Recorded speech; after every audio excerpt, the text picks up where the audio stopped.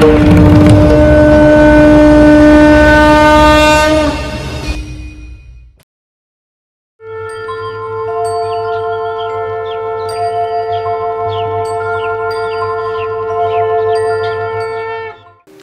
मंडळी, यापूर्वीच्या भागामध्ये आपण पाहिलं महाराष्ट्रातील संतांची संत परंपरा. परंतु पहा, संतांनी आपल्यापर्यंत ज्ञान दिलं, ते ज्ञान आपल्यापर्यंत पोचवलं, परंतु संतांनी ज्ञान कुठून प्राप्त केलं? खरं म्हणजे ज्ञान प्राप्त करणं किंवा ज्ञान संपवणं ह्या गोष्टी अस्तित्वातच नाही. नेहमी आम्ही एक संज्ञा सांगत असतो ऊर्जेच्या बाबतीत. ऊर्जेची व्याख्या करताना असं सांगतात, energy not be created not be destroyed. ऊर्जा तयारही करता येत नाही आणि संपवता येत नाही, फक्त त्याचं रूपांतर एकमेकातून दुसऱ्या भागामध्ये करता येतं. सोपं आहे. सूर्यापासून मिळणारी ऊर्जा सोलर प्लेटमध्ये कलेक्ट करता, त्यापासून घरातील फॅन चालवता, त्यामधून घरातील विद्युत बल्ब चालवता. म्हणजे असलेली विद्युत ऊर्जा तिचे दुसऱ्या रूपांतरामध्ये परिवर्तन बदल करत जाता. परंतु महत्त्वाचं, ज्ञानोबरायांकडं, जगद्गुरु तुकोबरायांकडं, नामदेवरायांकडे हे ज्ञान आलं कुठून? ज्ञान येण्याची कारण काहीतरी मीमांसा असेल, परंपरा असेल, आणि आपल्याकडं सहज आहे. जर ज्ञानप्राप्ती पाहिजे असेल तर गुरुचा आश्रय करायला पाहिजे. गुरु घरी जावं लागेल, गुरुंकडं राहावं लागेल. नव्या भूतलावरती भगवंत आले आणि भगवंतालाही ज्ञानाची अपेक्षा होती, तर त्यांना गुरुकडे जावं राहिलं. मग रामप्रभू वशिष्ठ ऋषींकडे गेले असतील, तद्वत श्रीकृष्ण भगवान संदीपन ऋषींकडे गेले असतील. ह्या भूतलावरती अवतार घेतलेल्या संतांना भगवंतालाही ज्ञानप्राप्तीसाठी गुरुकडे जावं लागतं. मग माझ्या ज्ञानोबरायांना, माझ्या तुकोबरायांना ज्ञानप्राप्तीसाठी नक्की कुठं जावं लागलं, की त्यांना ते ज्ञान कुठं दिलं, कुणीकडून दिलं? जर वेदांतिक दृष्टीने पाहिलं तर आम्ही ज्ञानस्वरूप आहोत. मुळात ज्ञान कुठून मिळवायची गोष्ट नाही, तुमच्या आमच्यामध्ये ते ज्ञान अस्तित्वात आहे. परंतु ते ज्ञान जागृत करण्यासाठी, ते ज्ञान तुमच्या आमच्यामधलं ज्ञान जगाच्या कल्याणासाठी वापरण्यासाठी आपल्यामधल्या ज्ञानाची जागृती व्हायला पाहिजे. तुमच्या आतमध्ये, माझ्या आतमध्ये एक शक्ती आहे. ती शक्ती जागृत होण्यासाठी, त्या शक्तीचा विकास करण्यासाठी काहीतरी साधना करावी लागते. ती प्राप्त करण्यासाठी, ती ओळखून देण्यासाठी असा कोणातरी अधिकारी मनुष्याकडे जावं लागतं. म्हणून मी पाठीमागेही सांगून गेलो की विवेकानंद नेहमी म्हणायचे, मनुष्य हा मूर्तिमंत शक्तीचा पुतळा आहे, परंतु आपल्या शक्तीतल्या त्या शक्तीची ओळख करून देणारा कोणीतरी पाहिजे. आपण नेहमी म्हणत असतो, माझ्याकडे ही कला होती हे मला पण माहिती नव्हतं, पण माझ्यातली कला कोणीतरी मला दाखवून दिली, ओळखून दिली, आणि ती ओळखून दिल्यानंतर मी आज जगप्रसिद्ध चित्रकार झालो, जगप्रसिद्ध छायाचित्रकार झालो, किंवा मी जगप्रसिद्ध व्याख्याता झालो. आपल्यातली कला कोणीतरी ओळख करून द्यावी लागते. तसं आपल्यातलं ज्ञान, जे ज्ञान आहे त्या ज्ञानावरती मायेचं आलेलं पडळ स्वाभाविक असतं. भरपूर मोठा तलाव असतो आणि तलावामध्ये असलेलं पाणी, त्या पाण्यावरती शेवळ असतं. तदनंतर आकाश भरपूर मोठं आहे, प्रचंड मोठं आकाश आहे. आकाशात लाखो प्रकारच्या चांदण्या आहेत, पण ह्या चांदण्या पाहत असताना ह्या चांदण्यांच्या आणि आपल्यामध्ये जर ढग आले तर त्या चांदण्या आपल्याला दिसत नाही. त्या तलावावरती असलेल्या पाण्यावरती जर शेवाळ आलं तर ते पाणी दिसत नाही. मग याचा अर्थ असा नाही की त्यामध्ये पाणी नाही, किंवा आकाशामध्ये येणारे ढग तुम्हाला चांदण्या दिसू देत नाहीत. मग असं समजायचं की आकाशामध्ये चांदण्या नाहीत, आहेत, परंतु ते दाखवण्यासाठी ती दृष्टी पाहिजे. तुमच्या आतमध्ये, माझ्या आतमध्ये ते ज्ञान आहे, पण ते ज्ञान जागृत करण्यासाठी अशा सद्गुरूंची भेट झाली पाहिजे, अशा गुरूंची भेट झाली पाहिजे की ते असलेलं तो मायेचं पडळ धुवून काढतील, ते बाजूला सारतील, ते शेवाळ बाजूला काढतील, आणि ते शेवाळ बाजूला काढल्यानंतर आतमध्ये असलेलं पाणी दिसेल हे दाखवून देण्याचं काम संत करतात. पण संतांनी दाखवून देण्याचं काम ही कला कुणाकडून तरी नक्की शिकली असतील, आणि ही संत शिकण्यासाठी आपल्याला संतांच्या गुरुपरंपरा पाहायला पाहिजे. कारण हे आध्यात्मिक ज्ञान एकापासून दुसऱ्याकडे, दुसऱ्याकडून पासून तिसऱ्याकडे याचा मार्गक्रमण करत तुमच्या आमच्यापर्यंत पोहोचलं. पण ह्या ज्ञानाचा उद्रेक काय आहे? म्हणून विश्वमाऊली ज्ञानोबरायांची गुरुपरंपरा पाहत असताना, विश्वमाऊली ज्ञानोबरायांची गुरुपरंपरा म्हणजे नाथ संप्रदायाची गुरुपरंपरा. नाथ संप्रदायाची गुरुपरंपरा पाहायची म्हटल्यानंतर ज्ञानोबराय स्वतः वर्णन करतात, आदिनाथ उमा बीज प्रगटले, मचिंद्रा लादले सहज स्थिती. वारकरी संप्रदायाचं ते ज्ञान, नाथ संप्रदायाचं ते ज्ञान म्हणजे विश्वमाऊलीला कुठून प्राप्त झालं त्याचं मूळ सांगितलं की आदिनाथ भगवान शिव हे माता पार्वतीला उपदेश करतात, आणि माता पार्वतीला उपदेश करत असताना ते ज्ञान माशाच्या पोटामध्ये असलेल्या मच्छिंद्रनाथांनी ऐकलं.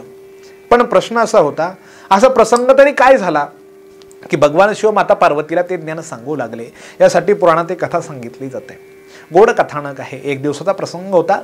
माता पार्वती आपल्या कामामध्ये व्यस्त असताना नारदजींच्या नाद माता पार्वतीची भेट झाली. नारदजींच्या नाद माता पार्वतीची भेट झाल्यानंतर नारदजी माता पार्वतींना विचारतात, माता पार्वती नमस्कार. नमस्कार झाला. पहा, नारदजींच्या विषयी जर चिंतन मांडलं तर लोकांना नारद म्हणजे फक्त कळी लावणारा, भांडणं लावणारा नारद माहिती आहे. पण नारदांची जर संज्ञा नारदांनी नक्की, कारण एक असतं ज्यांच्या कळी, मी नेहमी सांगत असतो, ज्यांच्या कळीमध्ये कळवळा असतो, म्हणजे ज्यांनी कळ लावली तर जगाच्या कळवळा निर्माण होतो, त्यांना नारद म्हणायचं. नुसती कळ लावली हे बाह्य स्वरूपातून, पण खरंच जगाचा कळवळा यात होता. नारदजी म्हटले, माता पार्वती, तुमचे पती भगवान शिव यांच्या गळ्यामध्ये तर कवटेच्या माळा आहेत. एकदा त्यांना विचारा, हो त्या गळ्यात कवटेच्या माळा घातल्यात त्या नक्की कुणाच्या घातल्यात?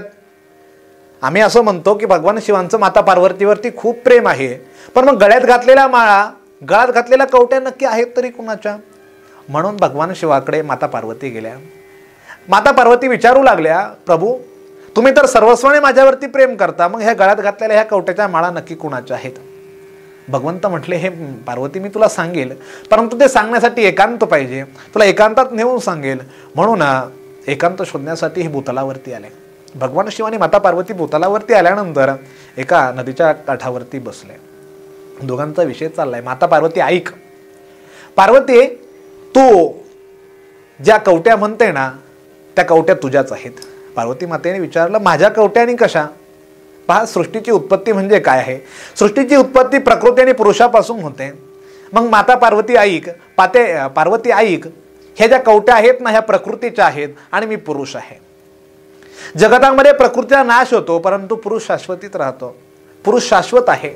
मग ज्या ज्या वेळेस प्रकृतीचा नाश झाला, ज्या ज्या वेळेस तुझा नाश झाला, त्या त्यावेळेस तुझी आठवण म्हणून तुझी एक एक कवटी मी गळ्यामध्ये धारण केली. मग यापूर्वी तुझा सती अवतार असेल, यापूर्वी तुझा उमा अवतार असेल, ह्या प्रत्येक अवताराला तुझी एक एक कवटी मी गळ्यामध्ये धारण केली. याचा अर्थ असा, महा माता पार्वती, पार्वते मग तू प्रकृती आहे आणि मी पुरुष आहे, हे ज्ञान होणं, आणि हे ज्ञान होणं म्हणजे भगवंत काय आहे हे कळणं.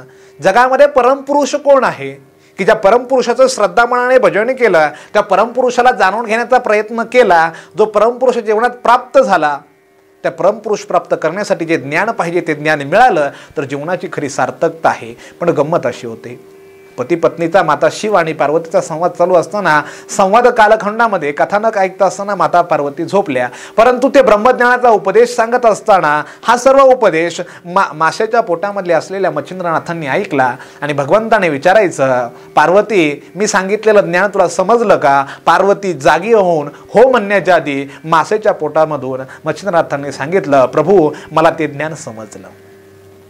आदिनाथ संप्रदायाचा ज्ञानाचा उद्रेक झाला की आदिनाथ उमा बीज प्रगटले. हे बीज ज्ञान तत्वज्ञान इथून प्रगट झालं, पण हे तत्वज्ञान माशाच्या पोटामध्ये असलेल्या मच्छिंद्रनाथांनी श्रवण केलं. आपल्या हिंदू धर्म संस्कृतीप्रमाणे आपण नेहमी पारायण करत असलेला नवनाथ भक्तिसार नावाच्या ग्रंथामध्ये चरित्रभाग फार सविस्तर आलाय. मच्छिंद्रनाथांचं संगोपन तदवंतर कालावधीने एका कोळ्याने केलं. त्या कोळ्याने संगोपन केल्यानंतर मच्छिंद्रनाथांनी जीवनामध्ये सिद्धता प्राप्त केली. पूर्वीपासून गुरुचा अनुग्रहित होते, ज्ञानप्राप्ती होती. ज्ञानप्राप्ती असल्यानंतर मच्छिंद्रनाथांनी ते ज्ञान गोरक्षनाथांना दिला. ज्यांचा जन्म उकिरड्यावरती झाला होता, ज्यांचा जन्म उकिरड्यातून झाला होता, त्यांचं नाव गोरक्षनाथ. आदिनाथ उमा बीज प्रगटले, मच्छिंद्राला झाले सहज स्थिती, तेची प्रेममुद्रा गोरक्ष दिली. हे ज्ञान गोरक्षनाथांना दिलं, पण गुरुपरंपरेचा नियम होता की ते ज्ञान हस्तांतरित केल्यानंतर आपल्याला समाधी घेता येत नाही. म्हणून गोरक्षनाथांनी ते ज्ञान गहिनीनाथांना दिलं आणि गहिनीनाथ ते ज्ञान घेऊन जीवनामध्ये तृप्त झाले. जीवनामध्ये तृप्त झाल्यानंतर ते ज्ञान एखाद्या अधिकारी उत्तम पुरुषाला द्यायला पाहिजे की जो या ज्ञानाचा प्रचार आणि प्रसार करू शकतो. मग हे ज्ञान त्यांच्यापर्यंत पोहोचवण्याच्या कामासाठी गहिनीनाथ महाराज त्र्यंबकेश्वराच्या गुहेमध्ये, डोंगराच्या गुहेमध्ये तपश्चर्या करत होते. प्रसंग असा होता, हे ज्ञान तर हस्तांतरित करायचंय, पण यथायोग्य मनुष्य भेटल्याशिवाय ते ज्ञान द्यायचं नाही. कारण गंमत अशी असते, पहा, ज्ञान ही गोष्ट अशी आहे जी योग्य पुरुषाच्या हातामध्ये पडली तर त्याचं सार्थकता होऊ शकते. ज्ञानेश्वरीमध्ये एक गोड दृष्टांत येतो. पहा, एक जण मेंढपाळ रस्त्याने मेंढ्या चारत फिरत होता आणि मेंढ्या रस्त्याने चारत फिरत असताना नदीच्या काठी मेंढ्या पाणी पाजण्यासाठी नेल्या. मग नदीच्या काठी एक असा चमकणारा दगड त्याला दिसला. त्याने तो उचलला आणि चमकणारा दगड उचलल्यानंतर तो म्हटला फार सुंदर आहे आणि फार चमकतो. मग त्याने काय करावं, तर त्याने तो एका दोऱ्यात बांधला, एका धाग्यात बांधला आणि मेंढीच्या गळ्यात बांधला. मेंढीच्या गळ्यात बांधल्यानंतर मेंढ्या गावामधून संध्याकाळच्या प्रसंगी गावामधून चालत होत्या, बाहेर जात होत्या आणि बाहेर जात असताना जवाहिराच्या दुकानासमोरून जात असताना, रत्न पारखेच्या दुकानासमोरून जात असताना त्याने पाहिलं, हा तर मेंढपाळ दिसतोय, याच्या मेंढीच्या गळ्यामध्ये याने तर एवढा मौल्यवान हिरा बांधलाय, याला विचारावं तरी नक्की काय आहे. त्याने विचारलं, अहो मेंढपाळ, हे काय केलं तुम्ही? ते म्हणे, नदीच्या कडेला एक चमकणारा दगड सापडला म्हणून मी तो मेंढीच्या गळ्यात बांधला. तो म्हणे, मग हा दगड मला विकता का? तो म्हणे, घेऊन टाका. त्याच्या पण मनात विचार आला, अरे फुकट मिळाला दगड आणि कोणीतरी विकत घेते म्हणजे मग फायद्याच आहे. मग किती पैसे द्याल? म्हणे, हे 100, 200-500 रुपये घेऊन टाक, तो दगड मला देऊन टाक. त्याने तो 200-500 रुपयाला विकून टाकला. 200-500ला विकल्यानंतर रत्नपारखेने हातात घेतला, त्याला तपासून पाहिलं, तो 100 नंबरी हिरा होता. याचा अर्थ असा, ज्ञान यथायोग्य मनुष्याच्या हातामध्ये जर मिळालं तर तो त्या ज्ञानाचा सदुपयोग करू शकतो, परंतु जर अज्ञानाच्या हाती ते जर मिळालं तर तो त्याचा उपयोग यथायोग्य करू शकत नाही. त्याप्रमाणे गहिनीनाथांनी ते ज्ञान यथायोग्य मनुष्याला देण्यासाठी तपश्चर्या करत, चिंतन करत गुहेमध्ये होतात. परंतु ते ज्ञान यथायोग्य पुरुषाकडे जाण्यासाठी संप्रदायाच्या नियमाप्रमाणे ते ज्ञान निवृत्तीनाथ दादांपर्यंत आलं. कारण अभंगाच्या चरणाच्या परंपरेने जर पाहिलं तर आदिनाथ उमा बीज प्रगटले, मच्छिंद्रा लादले सहज स्थिती, त्याची प्रेममुद्रा गोरक्षात दिली. गोरक्षांना दिल्यानंतर ते गहिनीनाथांना दिलं, मग तिथून पुढे निवृत्तीनाथांना दिलं आणि निवृत्तीनाथांना दिल्यानंतर निवृत्तीनाथांनी ते ज्ञान माझ्या विश्वमाऊली ज्ञानोबरायांना दिलं. पहा, ही गुरुपरंपरा होती की माझ्या विश्वमाऊली ज्ञानोबरायांपर्यंत आलेलं, भगवान महादेवापासून आदिनाथ शंकरापासून आलेलं ज्ञान माझ्या ज्ञानोबरायांपर्यंत पोहोचलं. ते ज्ञान माझ्या ज्ञानोबरायांनी जगाच्या कल्याणासाठी दिलं. कारण संतांचं कामच एक आहे, जगाच्या कल्याणा संतांच्या विभूती देह कष्टवेती परोपकारा. ते ज्ञान माझे विश्वमाऊली ज्ञानोबराय देऊ लागले, जगाला देऊ लागले. ते ज्ञानेश्वरीच्या माध्यमातून, भावार्थ दीपिकेच्या माध्यमातून, हरिपाठाच्या माध्यमातून, चांगदेव पासोशीच्या माध्यमातून तुमच्या आमच्यापर्यंत पोहोचवलं. त्या ज्ञानाचे, त्या शिष्य परंपरेचे पुढचे शिष्य होते माझ्या विश्वमाऊली ज्ञानोबरायांनी पुन्हा 2 मनुष्यांवरती कृपा केली. पहा, आईसाहेब मुक्ताईंवरती कृपा केली. आईसाहेब मुक्ताईंवरती केल्यानंतर सोपानदेवांवरती कृपा केली ज्ञानोबरायांनी. ही गुरुपरंपरा पुढे वाढत गेली. आईसाहेब मुक्ताईंनी 10 वर्षाच्या चिमुकल्या मुक्ताईने 1400 वर्ष तपश्चर्या करणाऱ्या चांगदेवावरती कृपा केली. पुन्हा माझ्या विश्वमाऊली ज्ञानोबरायांनी कृपा जर केली असेल कोणावरती तर विसोबा खेचरावरती कृपा केली आणि त्या विसोबा खेचरांनी माझ्या नामदेवरायांवरती कृपा केली. म्हणजे आदिनाथ शिवापासून आलेलं ज्ञान ज्ञानोबरायांपर्यंत आलं आणि ज्ञानोबरायांपर्यंत आलेलं ज्ञान पुढच्या अवस्थेमध्ये नामदेवरायांपर्यंत पोहोचलं. मग हेच ज्ञान घेऊन माझे संत जगाच्या कल्याणासाठी हे संत ते ज्ञान जगामध्ये वाटू लागले. कीर्तन प्रवचनाच्या माध्यमातून जगाच्या हितासाठी ते वाटू लागले. दुसऱ्या परंपरेमध्ये येतं जगद्गुरु तुकोबराय. जगद्गुरु तुकोबरायांना ते ज्ञान कुठून मिळालं? जगद्गुरु तुकोबरायांपर्यंत ते ज्ञान आलं कसं? आणि त्यानंतर त्यांनी ते ज्ञान जगासाठी वापरलं कसं? जगासाठी ते हस्तांतरित कसं केलं? जगद्गुरु तुकोबरायांच्या चैतन्य संप्रदायाची परंपरा जर पाहिली तर निळोबराय गोड वर्णन करतात. मुख्य महाविष्णू चैतन्याचे मूळ संप्रदाय फळ येथोनिया. हा संप्रदाय, चैतन्य नावाचा संप्रदाय निर्माण होण्याचं कारण मुख्य महाविष्णू. जगद उत्पत्तीपासून भगवंत विष्णूच्या नाभिकमलामधून ब्रह्मदेवाचा जन्म झाला आणि ह्या ब्रह्मदेवाला जगाचं ज्ञान करून देण्यासाठी, ह्या ब्रह्मज्ञानाला अध्यात्म जाणून देण्यासाठी त्या ब्रह्मदेवाला महाविष्णूंनी उपदेश केला. कसा उपदेश केला तर हंसरूपाने उपदेश केला ब्रह्मदेवांना. ब्रह्मदेवांचे मानसपुत्र ब्रह्मदेवांनी ते ज्ञान नारदजींपर्यंत हस्तांतरित केलं. कारण मी पाठीमागेही सांगून गेलो की ज्याला खरंच हिताचा कळवळा आहे तोच जगामध्ये कळी लावत असतो. त्या नारदांनी ते ज्ञान व्यास ऋषींना दिलं. व्यासांनी तपश्चर्या केल्यानंतर ते ज्ञान राघव चैतन्यांपर्यंत दिलं. राघव चैतन्यांनी ते ज्ञान केशव चैतन्यांना दिलं. केशव चैतन्यांनी ते ज्ञान बाबाजी चैतन्यांना दिलं आणि ते बाबाजी चैतन्यांनी ते ज्ञान जगद्गुरु तुकोबरायांना दिलं. ते जगद्गुरु तुकोबरायांचं ज्ञान जगद्गुरु तुकोबरायांनी निळोबरायांपर्यंत हस्तांतरित केलं. ही चैतन्य संप्रदायाची परंपरा आहे. पण पहा, जगद्गुरु तुकोबरायांना ते ज्ञान कसं प्राप्त झालं. पाठीमागे आपण थोडा विषयाला स्पर्श करून गेलो होतो. आता थोडंसं सविस्तर पाहू. जीवनामध्ये गुरुप्राप्तीची काय गरज? जीवनामध्ये गुरु कशासाठी पाहिजे? की यथायोग्य मार्गाने चालण्यासाठी तुम्हाला आम्हाला भगवंत प्राप्त करायचा आहे. तुम्हाला आम्हाला त्या मार्गापर्यंत जायचंय, पण तो रस्ता दाखवायचं काम जे कोणी करत असतील ना ते संत करतात. मग पहा, जगद्गुरु तुकोबरायांना स्वप्नामध्ये उपदेश केला आणि स्वप्नामध्ये उपदेश केल्यानंतर सांगितलं, तुकोबराय मला तुमच्याकडून फक्त एक गोष्ट पाहिजे. काय पाहिजे? तेव्हा तुकोबरायाने सांगितलं, तुकोबराय मला भोजनामागती तूप पावशेर, मला तुमच्याकडून गुरुदक्षिणा म्हणजे पावशेर तूप पाहिजे. तुम्ही माझ्यासारखी सर्वसामान्य मंडळी विचार करतील, पावशेर तूप म्हणजे नक्की काय पाहिजे? तुमच्या माझ्या हृदयामध्ये 4 प्रकारचे चतुष्टाय असतात. 4 प्रकारचे चतुष्टाय असतात, त्याला अनुबंध चतुष्टाय म्हणतात. थोडंसं शास्त्राच्या धर्मांच्या ग्रंथांच्या विचाराने पाहिलं तर 4 प्रकारचे चतुष्टाय, त्यामध्ये पहिला असतो मन, दुसरी असते बुद्धी, तिसरा असतो चित्त आणि चौथा असतो अहंकार. प्रत्येकाच्या हृदयामध्ये 4 भाग असतात आणि या 4पैकी एक गोष्ट गुरूंनी मागितली म्हणजे चतुष्टायपैकी एक गोष्ट मागितली, पावशेर, ते तुमचं चित्त मागितलं. संतांना आणि भगवंताला फक्त एकच पाहिजे असतं, ते म्हणजे तुमचं चित्त.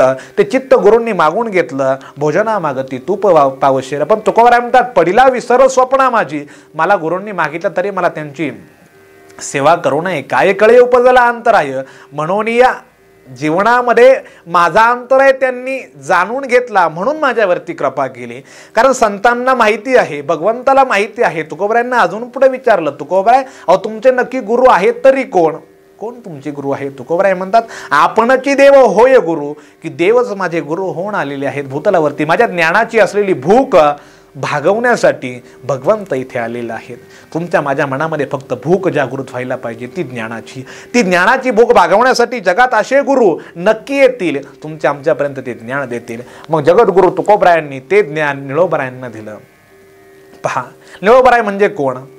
निळोबरायांच्या जीवनचरित्राचा थोडासा आपण आढावा पाहू, जीवनाचा थोडासा सारांश पाहू की निळोबराय म्हणजे नक्की कोण.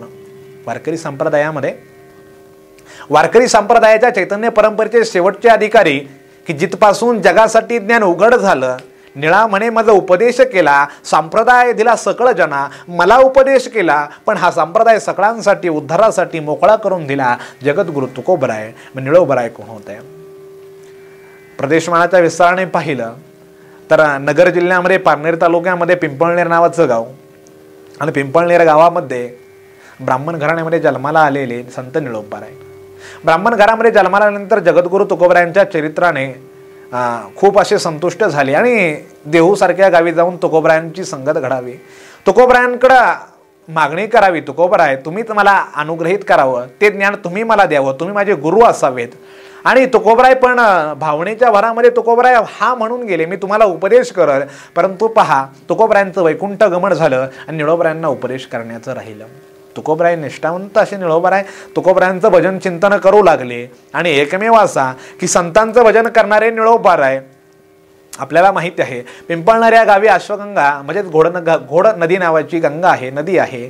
अश्वगंगेच्या तीरावरती पिंपळनेर गावी निळोबराय तपश्चर्या करू लागले, ध्यान करू लागले. भगवंताचं चिंतन सोडून संतांचं गुरुचं चिंतन करू लागले की तुकोबराय या, तुकोबराय या. तुकोबरायांच्या नावाने धावा केला, 42 दिवसाचं अनुष्ठान केलं. अन्नपाना विरहित तुकोबराय नावाचं भजन करून तुकोबरायांची मागणी करू लागले. तुकोबराय तुम्ही या, तुम्ही मला शब्द दिलाय, तुम्ही मला अनुग्रहित करणार, तुम्ही मला ज्ञान देणार. आणि पहा, त्याचं एवढं तपश्चर्या पाहून, निळोबरायांची एवढी तपश्चर्या पाहून भगवंत स्वतः तिथे आले. भगवंत स्वतः तिथे आल्यानंतर निळोबरायांना विचारलं, निळोबा अहो जागे व्हा, मी स्वतः भगवंत आलोय, मागा तुमची नक्की इच्छा तरी काय आहे? निळोबरायांचा अभंग गोड आहे. निळोबरायांना तुझ लागी येथे बोलाविले कोणी, प्रार्थिल्या वाचून आलासी काही, हे भगवंता तुझ लागी येथे बोलविले कोणी? अरे तुला इथे बोलवलंच तरी कोणी? प्रार्थिल्या वाचून आलास काय? मी तुझी प्रार्थना नाही केली. तुकोबराय म्हणतात, निळोबराय म्हणतात, पहा देवा, अरे मी तुला बोलवलंच नाही, आम्ही फक्त तुकोबरायांचा धावा करतोय, मला तुकोबराय पाहिजेत, मला तुकोबराय पाहिजेत. गोड संवाद आहे. अरे तुकोबा तर आता वैकुंठाला गेलेत आणि त्यासाठी वैकुंठावरून तुझ्यासाठी येतील का ते मला माहिती नाही. त्यांनी शब्द दिलाय आणि संत कधी शब्द मोडत नाहीत. वचन न बोलिले ते वचन न मोडी. संतांचं ठरलेलं आहे की संतांच्या परंपरेमध्ये जे वचन दिले ते आम्ही पार पाडणार, ते यथायोग्य पार करणार. मग मला त्यांनी शब्द दिलाय ना, मी ते ज्ञान ते अनुग्रहित तुम्हाला करणार. मग ते येणार, ते नक्की येणार, ते मला अनुग्रहित करणार. थोडंसं चिंतन केलं, भगवंत निघून गेले आणि जगद्गुरु तुकोबराय स्वतः आले. निळोबरायांना अनुग्रहित केलं. निळोबरायांना चैतन्य संप्रदायाची धुरा निळोबरायांपर्यंत दिली आणि वारकरी संप्रदायामध्ये निळोबाराय नावाचे संत तुमच्या आमच्या कल्याणासाठी आले. ही झाली दुसरी चैतन्य संप्रदायाची परंपरा. संत परंपरा एवढ्यासाठी महत्त्वाची आहे की ते ज्ञान तुमच्यापर्यंत कसं आलं याला खूप मोठं माध्यम आहे. आज रोजी तुम्ही आम्ही शाळेत जाणारे, शिकणारे, कॉलेज करणारे विद्यार्थी पाहतोय. आजकाल शाळेमध्ये शिकत असलेला अभ्यासक्रम पाहतोय आणि तो अभ्यासक्रम पाहत असताना त्याचा एक फॉर्मॅट ठरलेला असतो. एक आपल्या भाषेमध्ये जर सांगायचं म्हटलं तर एक ट्रॅक ठरलेला असतोय. त्यानुसार आपण ते ज्ञान घेत असतो. मग हे कुणी केलं याचा जर पूर्वार्ध जर शोधला, याचं जर मूळ जर शोधलं तर याचं मूळ म्हणजे आमचे संत आहेत. म्हणून मी नेहमी सांगत असतो की आमच्या वारकरी संप्रदायाची तत्वज्ञते, आमच्या वारकरी संप्रदायाचे संत, आमच्या वारकरी संप्रदायाचे ग्रंथ तुम्हाला आत्मशांती, तुम्हाला सुख प्राप्त करून देण्याचे मार्ग दाखवतात. पण त्यासाठी तुमच्या आमच्या जीवनामध्ये गुरु पाहिजेत. कारण कबीरजींनी पण सुंदर खूप सांगितलं की जीवनामध्ये गुरु जे करून दाखवू शकतात, गुरु तुम्हाला भगवंत दाखवू शकतात. गुरुप्राप्तीमुळे तुमच्या जीवनामध्ये ज्या गोष्टी असाह्य आहेत, त्या तुमच्या अशक्य आहेत, त्या गोष्टी तुम्हाला शक्य करून देऊ शकतात. पहा, इतिहासातल्या पुराणातल्या काही गोष्टी जर पाहिल्या की जीवनामध्ये गुरु यावेत, गुरूंनी तुम्हाला अनुग्रहित करावं, गुरूंनी तुम्हाला ज्ञान द्यावं, ते ज्ञान दिलं, ते ज्ञान तुमच्यापर्यंत पोचलं तर त्या ज्ञानाची फलरूप काय होतंय.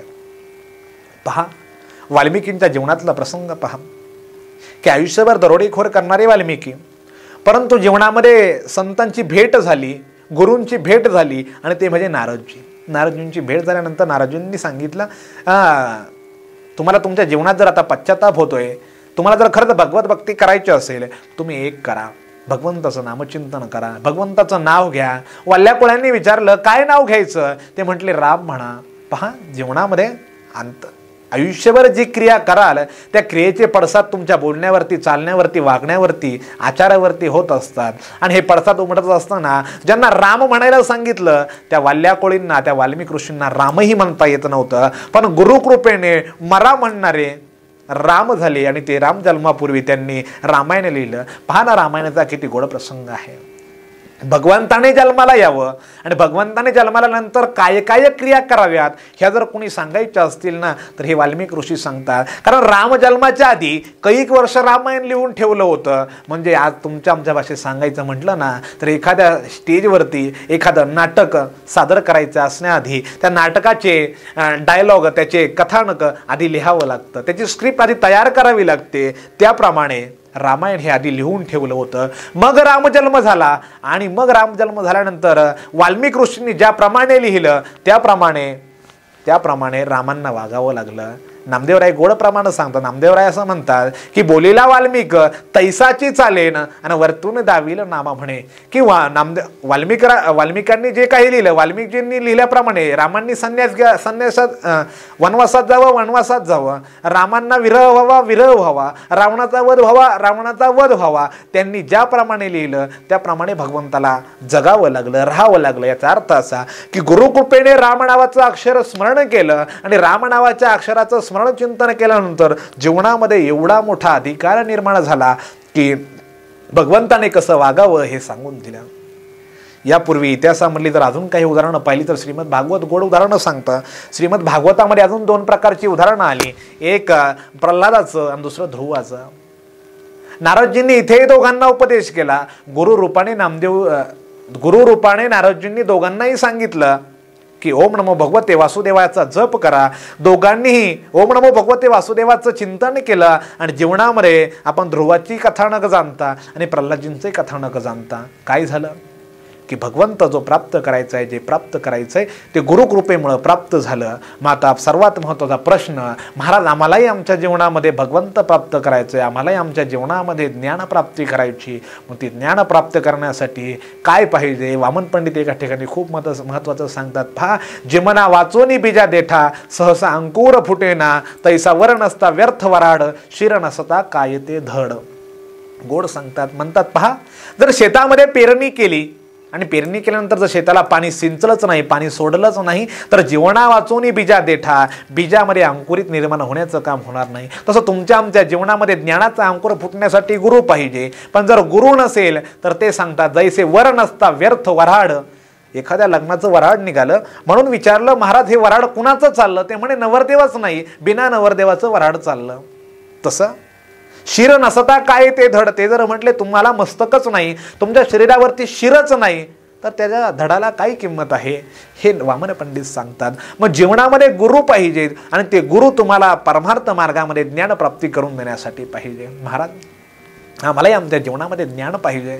परंतु आता जर समाजामध्ये पाहिलं तर नानाविध प्रकारचे गुरु आणि नानाविध प्रकारचे संप्रदाय जन्माला आले. खूप प्रकारचे संप्रदाय आले, पण संप्रदायामध्ये येत असताना नानाविध प्रकारचे संप्रदाय असं सांगतात, तुम्ही आमच्याबरोबर या, तुम्ही जीवनात कोणत्याही प्रकारचे नियम पाळू नका, तुम्ही आमच्याबरोबर या, तुम्ही कोणतेही नियम पाळू नका, फक्त तुमचा पैसा आम्हाला द्या, तुम्हाला देव भेटेल, तुम्हाला ज्ञान होईल. नाही महाराज, माझ्या वारकरी संप्रदायात या. वारकरी संप्रदायात तुमच्या धन वित्त याला काहीच किंमत देत नाही.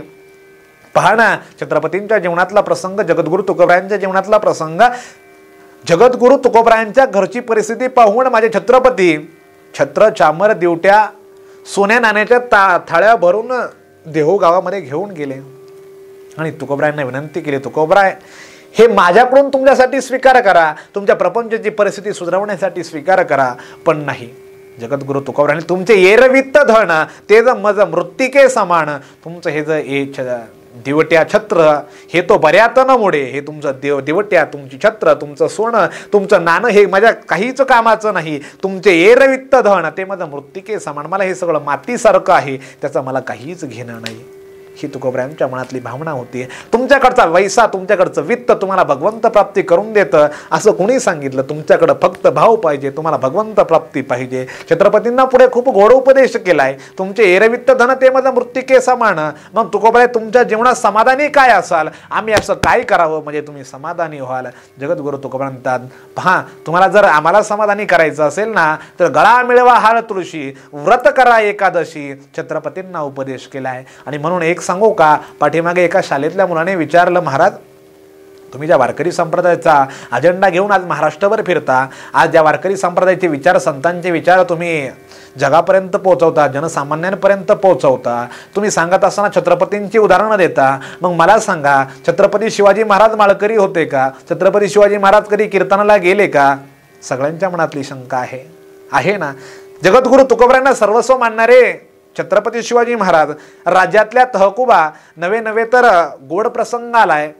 जर कुणाला तुकोबरायांचं चरित्र वाचायचा वेळ भेटला, चरित्र वाचायला मिळालं, तर तुकोबरायांचं चरित्र वाचा की छत्रपती शिवाजी महाराज सगळ्याचा त्याग करून भगवी वस्त्र परिधान करून जगद्गुरु तुकोबरायांसमोर गेले आणि तुकोबरायांना सांगितलं, तुकोबराय एकमेव तुम्ही माझे गुरु आहात आणि मी आता हे सर्व राज्य, सगळ्या काही गोष्टी सोडून देणार आहोत आणि तुमच्याकडे भक्ती मार्गामध्ये क्रमण करणार आहोत. पण त्या दिवशी छत्रपती शिवाजी महाराजांच्या आतमधली अस्तित्व जागी केली. त्या दिवशी भक्ती आणि शक्तीचा संगम झाला आणि जगद्गुरु तुकोबरायांनी उपदेश केला, छत्रपती शिवाजी महाराज की ह्या धर्मरक्षणाचं कार्य तुम्हाला हातामध्ये तलवार घेऊन करायचंय आणि ह्या धर्मरक्षाचं काम आम्हाला हातामध्ये अभंग लिहून, हातामध्ये लेखणी घेऊन करायचंय. याचा अर्थ असा की संतांनी, ग्रंथांनी जे उपदेश केले ते आमच्या छत्रपतींना मान्य होतं. म्हणून आमचे छत्रपती शिवाजी महाराजांना तुकोबराय उपदेश करतात की गळा मिरवा हाळ तुळशी, गळ्यामध्ये तुळशीची माळ घाला, व्रत एकादशी करा, एकादशीचे व्रत करा. छत्रपतींना उपदेश केला आणि छत्रपतींना संतांनी केलेले उपदेश मोडणारे छत्रपती नव्हते.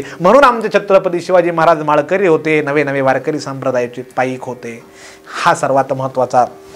यानंतर गुरु परंपरेमध्ये जगद्गुरु तुकोबरायांनी सांगितल्याप्रमाणे की जीवनामध्ये गुरुप्राप्ती असावी, ते गुरुचं ज्ञान आपल्यापर्यंत पोचावं, ते आपण आचरणात आणावं. मग ज्याप्रमाणे वाल्मिकींच्या जीवनात परिवर्तन झालं, ज्याप्रमाणे ध्रुवांच्या जन्मात परिवर्तन झालं, प्रल्हादांच्या जीवनात परिवर्तन झालं, मग असे गुरु कोणीतरी आम्हाला भेटतील का? पण महाराज सध्याच्या जगामध्ये असे खूप गुरु परंपरा निर्माण झाल्या, अशा खूप गुरु परंपरा आहेत की मी सांगतो त्याप्रमाणे तुमचा पैसा आम्हाला द्या, तुमचं आम्हाला बाकी काहीच नको, तुमच्या विचारातलं परिवर्तन नको, तुमच्याकडे वैराग्य नको, आम्ही तुम्हाला देव दाखवू शकतो. नाही महाराज, वारकरी संप्रदायाला हे मान्य नाही, नवे जगद्गुरु तुकोबरायांना मान्य नाही. तुकोबराय याचे चिंतन करताना तुकोबराय असं म्हणतात, तुका म्हणे ऐशी गुरु शिष्याची याती आणि सवे दोघाची नरका जाती.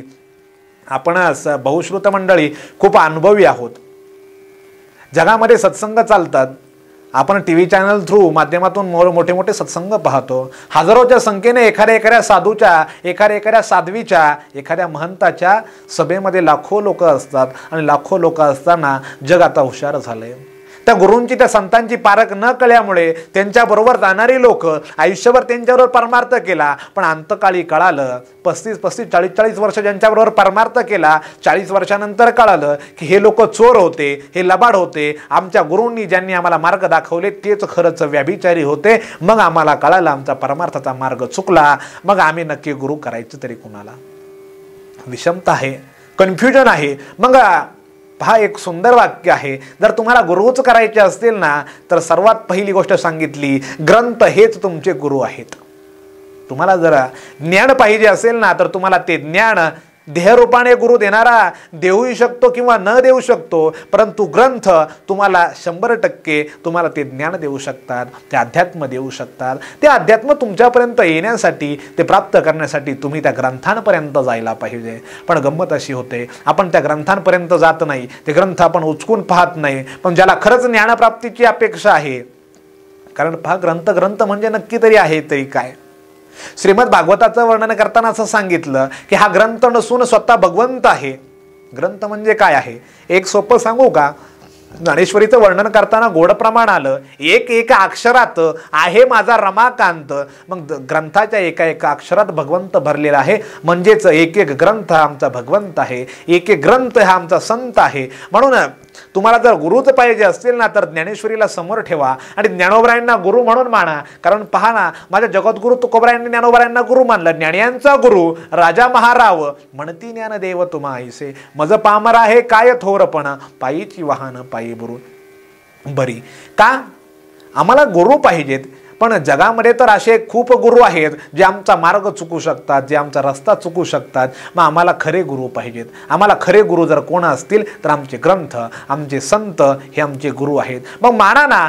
मांडल्यानंतर पहा, एक जणाने मला सहज प्रश्न विचारला, महाराज की तुम्हाला जर गुरुच पाहिजे असतील तर मानल्याने कसं प्राप्त होतं? पहा, द्रोणाचार्यांचा मातीचा पुतळा बनवूनही गुरु मानून, मातीच्या पुतळ्याला गुरु मानून ज्ञानप्राप्ती केली. मग आमच्या ग्रंथांना आमच्या संतांना गुरु माना, ज्ञानोबरायांना गुरु माना. आणि नवे नवे ज्ञानोबराय भेटायचे जर असतील, तुकोबराय जर शोधायचेच असतील ना, तर महाराज जर शोधायचेच असतील ना तर ग्रंथांचा आश्रय करा. कारण तुम्हाला ते ज्ञान मिळण्यासाठी फक्त एकमेव म्हणजे ग्रंथांचा आश्रय करावा लागेल महाराज. म्हणून ग्रंथ, गीता, ज्ञानेश्वरी, भागवत, तुकाराम गाथा, भावार्थ दीपिका, हरिपाठ हे ग्रंथ तुमच्या आमच्या जीवनामध्ये भगवंत प्राप्ती करून देऊ शकतात, त्याच्याशिवाय नाही. म्हणून चुकीच्या गुरूंच्या पाठीमागे लागून जीवनाचा नाश करून घेण्यापेक्षा ग्रंथांना शरण जा, त्यांना गुरु माना. पुस्तकांना शरण जा, त्यांना गुरु माना. ते नक्कीच यथायोग्य मार्ग दाखवतील. ही गुरु परंपरा, हे ज्ञान आपल्यापर्यंत पोचेल. आणि संतांनी त्यांना प्राप्त झालेलं गुरु परंपरेतलं ज्ञान त्यांच्या ग्रंथांमध्ये लिहून ठेवलं तुमच्या आमच्या कळवळ्यासाठी. म्हणून तरी ग्रंथ वाचा, ते ज्ञान आपल्याकडे आत्मसात करा. रामकृष्ण हरी.